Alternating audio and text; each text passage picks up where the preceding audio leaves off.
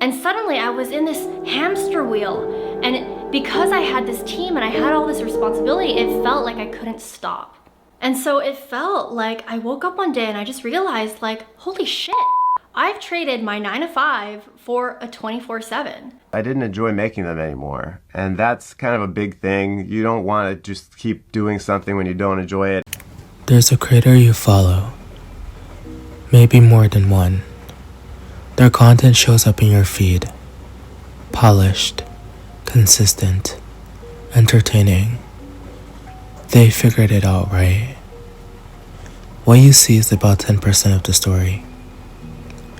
The rest, that's where it gets complicated. And most of it stays hidden, because showing vulnerability can feel like breaking character. Success online doesn't look like what most people imagine. There's no finish line, no moment where someone says, "You made it. You can relax now." Instead, there's this constant hum of expectation. Post regularly, stay relevant, respond to comments, keep growing. The metrics never sleep, and neither does the pressure. I've spoken with creators who've built large audiences, and what strikes me is how similar the struggles are. Regardless of the numbers, the sacrifices are real. The burnout is real. Here's the thing about creation. For many, it starts as something calming, therapeutic even, a way to process thoughts, share ideas, connect with others. But once it becomes a job, once there is an audience expecting content, brands reaching out, analytics to check, the nature of it shifts. What was once personal becomes performative. What was once freeing becomes obligating. The balance between passion and self-preservation, it's delicate, and it's something many of us wrestle with, whether we create content or not. Think about the typical creator routine. They're filming, editing, researching trends, responding to messages, managing collaborations, tracking what works and what doesn't. Behind every video is hours of work most viewers never see. Behind every viral moment is a person wondering if they can replicate it, or if they even want to. But it goes deeper than just time investment. There is the emotional labor, reading comments, the supportive ones, and the cruel ones, managing parasocial relationships where thousands of people feel they know you, but you can't possibly know them all back.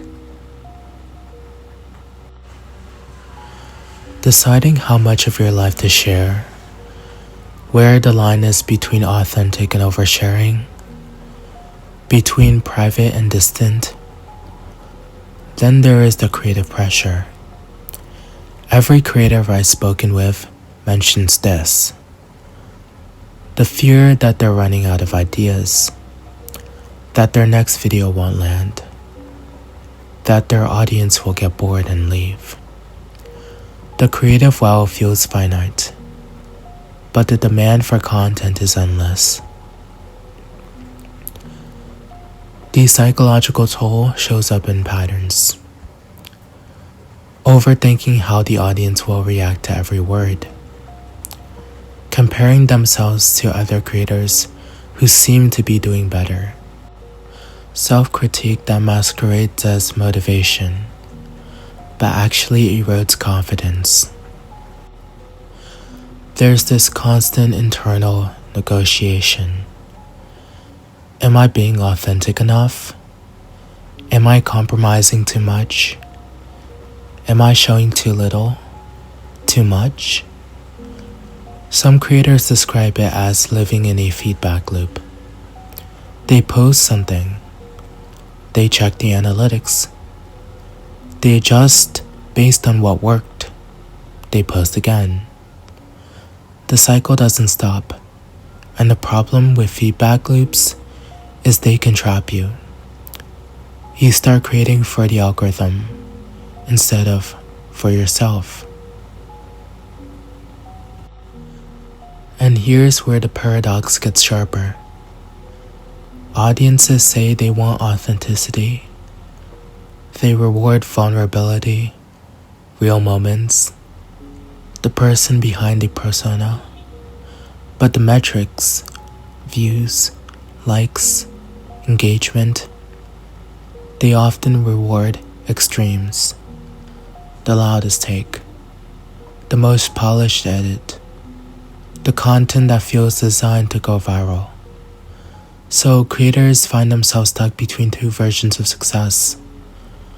One that feels true to who they are, and one that the algorithm favors. The culture surrounding content creation doesn't help. Social media glorifies productivity. Hustle culture seeps into every corner. There's an unspoken expectation that if you're not constantly creating, you're falling behind. Rest becomes guilt. Boundaries feel like failure. Scroll through any creator's social media and you'll see it. Grinding 24/7. Never stop creating. While you sleep, I'm editing. The language treats rest as weakness and exhaustion, as a badge of honor. But here's the reality. Nobody can sustain that pace, not without consequences. What viewers don't see, the nights someone spends staring at analytics, wondering why their last video underperformed, the moments of doubt about whether their creativity even matters, the difficulty in separating self-worth from view count, the quiet exhaustion that builds when passion becomes obligation. Some creators talk about hitting a wall, a moment where they realize they can't keep going at the same pace. Maybe it's a panic attack before filming. Maybe it's weeks of dreading what used to bring them joy. Maybe it's opening the editing software and feeling nothing but dread. Burnout doesn't announce itself. It accumulates. One missed deadline, one harsh comment section, one video that flops after weeks of work, and suddenly, the thing that was supposed to be fulfilling feels like it's draining everything. The tricky part is that from the outside, everything still looks fine. The content keeps coming. The engagement is still there. But internally, something shifted. The creator is running on fumes, and nobody watching can tell. Here's something that doesn't make sense until you really think about it. Creators can feel profoundly lonely, despite being surrounded by thousands, even millions of people. The connection feels one-sided. They share parts of their lives, their thoughts, their struggles, and people respond. Comments, messages, support. But it's not the same as a conversation. It's not reciprocal in the way human connection usually works. Some describe it as being seen but not fully known. The audience knows the version of them that exists on camera. The curated moments. The edited personality. But the full person, the one dealing with self-doubt, relationships issues, financial stress, existential questions, that version stays hidden. And there's a reason for that. Vulnerability is valuable currency online, but it has to be strategic. Too much and you risk being labeled attention-seeking or unprofessional. Too little, and you're accused of being fake or distant. Finding that balance is exhausting, so creators end up in this strange position, constantly performing intimacy while feeling isolated, sharing their life while protecting their privacy, building community while feeling disconnected from it. The visibility feels isolating. Everyone has an opinion. Everyone has advice. Everyone thinks they know you, and the weight of that, of being perceived constantly, analyzed constantly, judged constantly, it's heavier than most people realize. So what does sustainable creation look like? What separates the creators who burn out from the ones who manage to keep going? From what I've seen, it comes down to boundaries. The creators who last are the ones who learn to say no.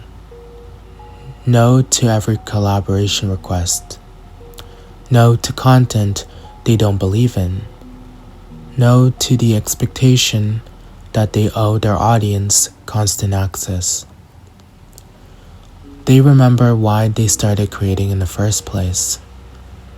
Not for the metrics, not for the brand deals, but because they had something to say, something to share, something that mattered to them. They accept that not every video will go viral, that some content will underperform, that growth isn't always linear. And they make peace with that. They prioritize their mental health over metrics. They take breaks when they need to, even if it means losing momentum. They protect their personal life, even if it means disappointing fans who want more access. They set limits on how much they engage with comments, with criticism, with the constant noise of being online. But getting to that point takes time, and often it takes hitting a wall first. It takes burning out to realize the current pace isn't sustainable. It takes losing the joy of creating to remember why it mattered in the first place. The balance between passion and self-preservation is something many of us wrestle with. Not just creators, anyone trying to do meaningful work in a world that demands constant productivity. Anyone navigating the tension between what they want to do and what's expected of them. For viewers, this might be uncomfortable to hear. We follow creators because they entertain us, inform us, make us feel less alone. We don't always consider the cost on their end. But knowing this, understanding the invisible labor, the emotional weight, the delicate balance they're trying to maintain, it can shift how we engage. Maybe it means being a little kinder in the comments. Maybe it means not demanding constant output. Maybe it means recognizing that the person on screen is navigating the same struggles with balance, burnout, and self-care that most of us face. There's something comforting in that, actually. The unseen challenges of others remind us that vulnerability is universal. That it's okay to feel the weight of expectation. That taking time for ourselves isn't weakness, it's necessary. So, the next time you watch someone's content, consider what you're not seeing: the hours of work, the internal pressure, the delicate balance they're trying to maintain between sharing their life and protecting their peace. Success online is complicated. It's rewarding and exhausting. It's connective and isolating. It's everything at once. The creators who found their footing, the one who seemed to have figured it out, they'll tell you the same thing. There is no perfect formula, no magic number of subscribers where everything gets easier, no point where the pressure stops. But there is a version of this that feels sustainable, where creation remains something meaningful instead of draining, where boundaries protect instead of limit, where rest is a part of the process, not something to feel guilty about. It requires letting go of some things. The idea that more is always better. The belief that productivity equals worth. The expectation that success means constant growth.